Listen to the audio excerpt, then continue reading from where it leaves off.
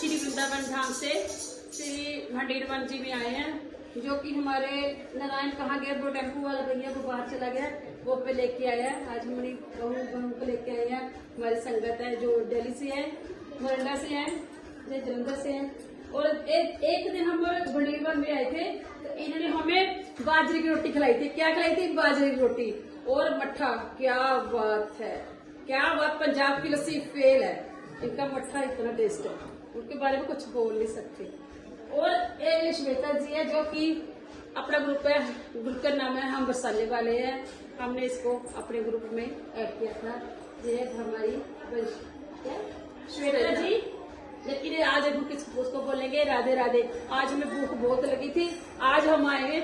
मैंने फोन श्वेता को एक बार फोन किया और हमारे श्वेता ने बनाया, क्या बनाया, चटकेदार दाल चावल, आलू की सब्जी, बीच में धनिया डाला और मट्ठे की सब्जी, मट्ठे में जीरे का तड़का लगाकर। क्या बात। और बाद इसमें इसने अपना ढेर सारा प्यार भी डाला, जो कि इन वृंदावन वासियों की बहुत बड़ी देन है। अब हम श्वेता जी से कथा सुनना चाहते हैं। हाँ जी श्वेता जी, श्री राधे राधे राधे।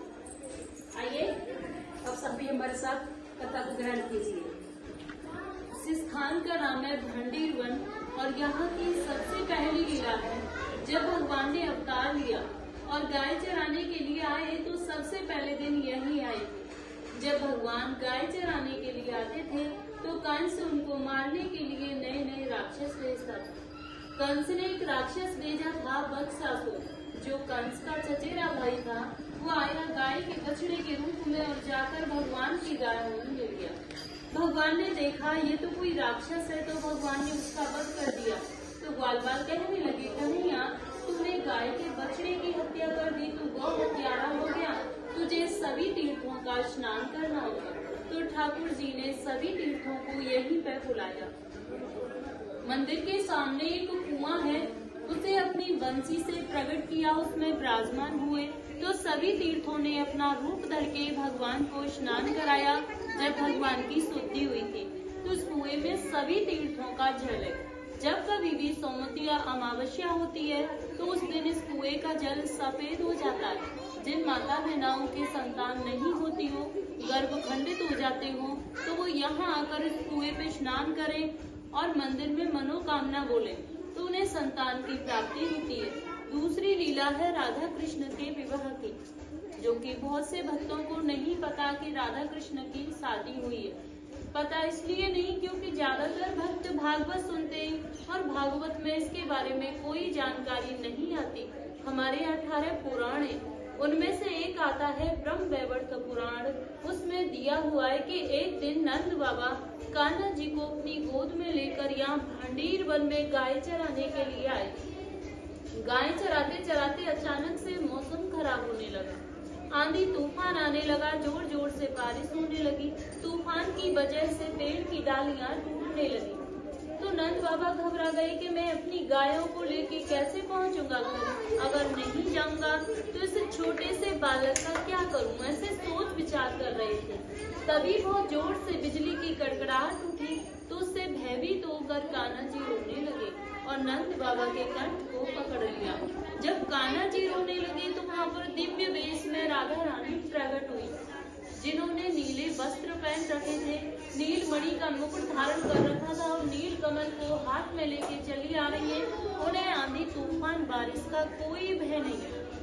जब नंद बाबा की उन पर नजर पड़ी तो उन्होंने देखा कि उनके चेहरे पर करोड़ों सूर्यों के समान तेज था, जिसे नंद बाबा सहन नहीं कर पाए और वहीं पर मूर्छित होकर गिर गए। तो राधा रानी सोचने लगी कि बाबा तो मेरे इस तेज को नहीं सह पाए, उस तेज को शांत करती है और साधारण वेश में जाके नंद बाबा के पास खड़ी हो गई। जब नंद बाबा की मूर्छा जगी तो वो पहचान गए थे कि ये स्वयं राधा रानी है, तो उन्होंने उनकी स्तुति करी। तो राधा रानी कहने लगी, बाबा जिस रूप के दर्शन मैंने आपको दिए थे, इस रूप के दर्शन मैं किसी को नहीं देती। आपकी भक्ति से प्रसन्न होकर मैंने आपको यह वरदान दिया था और यह बात गोपनीय ही रहनी चाहिए। तो नंद बाबा कहने लगे कि मुझे तो पहले ही मेरे गुरु गर्ग मुनि ने आप दोनों के बारे में बता दिया था।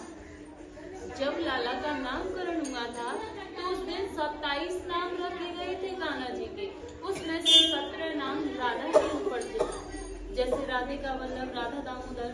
तो नंद बाबा कहने लगे, गुरुदेव ये राधा कौन है जो तुम बार बार मेरे लाला के आगे राधा शब्द जोड़ते हो? तो उन्होंने बताया कि ये वृषभान की बेटी है, आदि शक्ति है और इसका नाम राधा है। तेरे लाला का विवाह राधा के साथ में होगा, उसमें न तू होगा न वृषभान होगा, ये तो केवल देवताओं के मध्य में होगा और भांडीर वन में होगा। तो नंद बाबा कहने लगे कि मुझे ये सब पहले ही मेरे गुरु ने बता दिया था और मुझे यह भी पता है कि तुम यहाँ किस उद्देश्य से आई हो, क्योंकि आज वो दिन आ गया है और आपकी धरोहर मेरे पास है। कान्हा जी को उनकी गोद में देते हैं, बोले आप अपनी धरोहर को पकड़ो और अपना मनोरथ सिद्ध करने के बाद मेरे लाला को कुशल पूर्वक यशोदा मैया को लौटा देना। तो राधा रानी कान्हा जी को अपनी गोद में लेती है। गोद में लेके जहाँ पे जो मैन मंदिर है, जब उस स्थान पर प्रवेश करती है तो वहाँ आते ही, वहाँ पर मतलब जाते ही कान्हा जी अपनी माया से किशोर अवस्था में हो जाते हैं। फिर उनकी माया से वहाँ पे एक सहस्त्रों खम्भों का मंडप प्रकट हुआ। सहस्त्रों माने हजारों खम्भों का, उसमें सभी खम्भे सोने के थे जो रत्न मोतियों से सुशोभित हो रहे थे। बीच में एक सिंहासन था, वह भी सोने का था, जिस पर चढ़ने के लिए 7 सीढ़ियां थी। तो राधा कृष्ण दोनों से सिंहासन पर विराजमान हुए। तभी ब्रह्मलोक से ब्रह्मा जी आते हैं और अपने कमंडल में से जल लेकर राधा रानी के श्री चरण कमलों को धोते और उनसे उनके चरणों की भक्ति का वरदान प्राप्त करते। फिर पूरी वैदिक रीति से उन दोनों का विवाह कराने लगे। तो विवाह में जब वेद मंत्रों का उच्चारण शुरू किया तो उसकी